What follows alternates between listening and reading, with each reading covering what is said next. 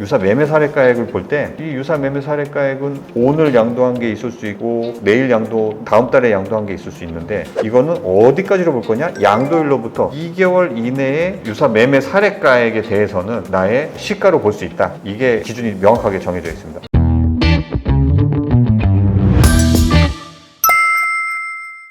안녕하세요.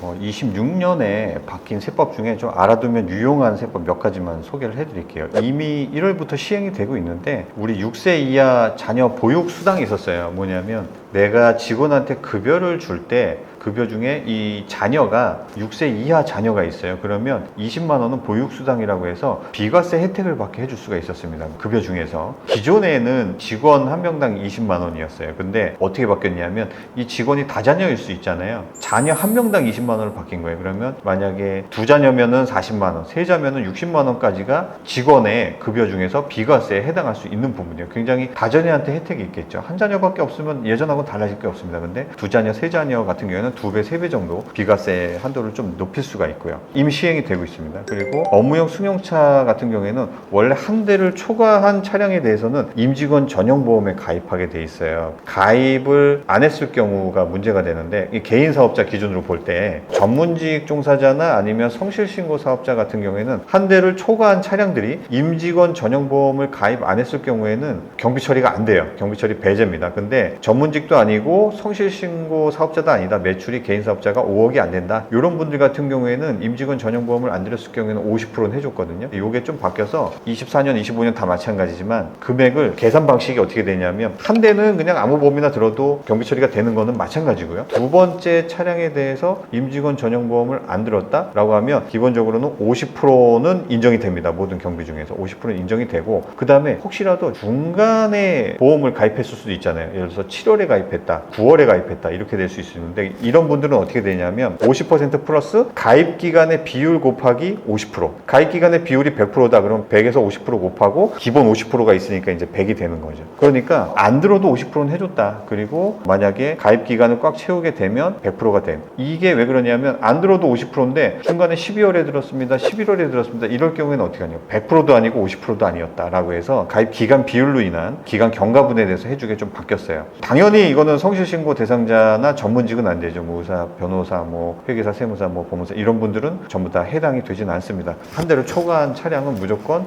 임직원 전용보험을 가입해야 경비 처리가 가능합니다. 그리고 양도소득세 시가평가 기간이 좀 바뀌었는데 우리가 부당행위 계산, 특히 수관계자한테 양도를 할 때 좀 싸게 양도를 하잖아요. 그럼 받는 사람의 증여 같은 경우에는 30%와 3억 원 중에 이제 작은 금액이 될 텐데 파는 사람 입장에서는 5% 기준이거든요. 이게 부당행위 계산 부인이라고 해요. 친하니까 내 아들이니까 뭐 내 친척이니까 싸게 판 거죠. 그렇게 되면 부당행위 계산 부인이라고 해서 5%를 초과하게 되면 그냥 시세대로 양도한 걸로 이제 보는데 그 시세를 뭘로 잡을 거냐? 아파트 같은 경우에 시세가 다 공시되어 있으니까 그런데 우리가 이런 걸 유사 매매가액이라고 해요. 유사 매매 사례가액을 볼 때 이 유사 매매 사례가액은 오늘 양도한 게 있을 수 있고 내일 다음 달에 양도한 게 있을 수 있는데 이거는 어디까지로 볼 거냐? 양도일로부터 2개월 이내에 유사 매매 사례가액에 대해서는 나의 시가로 볼 수 있다. 이게 기준이 명확하게 정해져 있습니다. 이거는 부당행위 계산 평가할 때 말씀드리는 거예요. 이건 언제까지냐? 그러면 내가 양도하고 나서 2개월이 속하는 달의 말일까지 판매한 그 아파트겠죠, 주로. 유사 매매 사례가액을 나의 시가로 볼 수 있다. 평가할 때 이렇게 보는 거죠. 그래서 10억에 동생한테 팔았는데 10억 1000짜리도 있고 10억 2000짜리도 있고 막 있어요. 계속 양수가 이루어지니까. 그러면 그 아파트 동에서 내가 지금 3월에 팔았는데 4월, 5월 말까지 판 금액의 아파트 유사 매매 사례가액이 10억 5천이에요. 그러면 10억 5천을 기준으로 할 수 있다. 이런 내용인 거죠. 왜냐하면 기간을 정하지 않으면 내가 양도를 특수관계자한테 했는데 1년 뒤에도 같은 아파트 동에서 판 게 있어요. 그러면 그거를 재정산을 할 거냐? 그런 건 아닌 거죠. 그래서 기간이 필요하다? 2개월로 봤습니다. 근데 양도일로부터 2개월은 아니고 내가 양도일이 속하는 달의 말일로부터 2개월이니까 두 달이 속하는 달의 말일이 되겠죠. 그 다음에 조특법상 이제 상시근로자의 기준이 좀 통합이 됐어요. 그래서 총 급여 기준이 있었습니다. 모든 세액감면 모든 세액공제에는 해당되는 건 아니고요. 조특법상 상시근로자 기준에 해당을 받는 게 성과 공유 중소기업 공제, 그다음에 근로소득 증대 세액 공제, 그다음에 투자 상생 협력 과세 특례 요 세 가지인데 기존에는 앞에 두 가지는 7천만 원이었거든요. 그거를 8천으로 올려준 거죠. 혜택을 준 겁니다. 예전엔 7천 이상 고연봉자에 대해서는 이거 상시 근로자로 안 봐서 성과 공유 중소기업 공제에 해당을 안 시키겠다. 근로소득 증대 세액 공제도 해당 안 시키겠다 이랬는데 지금은 8천으로 좀 올랐습니다. 근데 이게 우리의 장애인 투자 세액 감면이라든지 통합고용 세액 공제하고는 다릅니다.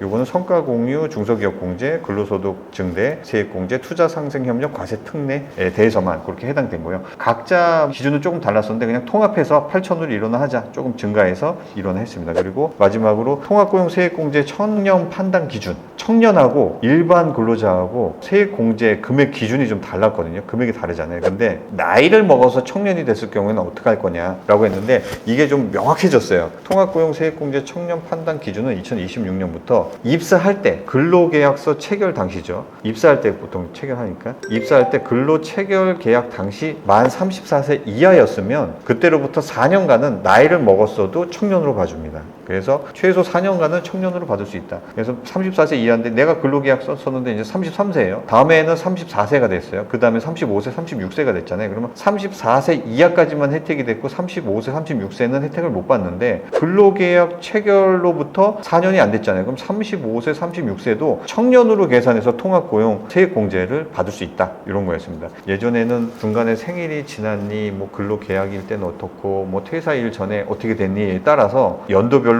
가중평균을 하고 퇴사일이 10월인데 뭐 6월까지는 청년이었다가 7월부터 10월까지는 비청년이었다가 이런 걸 하다 보니까 추징이 발생하는 경우도 있고 유권 해석이 바뀌어서 추징은 발생하진 않지만 재정산에서 전부 일반으로 공제를 받는다는 것도 굉장히 좀 복잡했어요. 근데 지금 이게 나옴으로 인해서 아주 깔끔해졌습니다. 4년간은 청년으로 간주를 한다. 다만 대기업은 그래도 3년으로 봐요. 근로 체결 계약 당시 만 34세 이하였어요. 근데 바로 다음에 이제 넘어버린 거예요. 그렇다고 하더라도 대기업은 입사일로부터 3년간은 청년으로 봐주겠다. 이런 거니까 혜택 기간을 조금 더 늘리면서 아주 명확하게 정비가 되어 있습니다. 여기까지 하겠습니다. 감사합니다.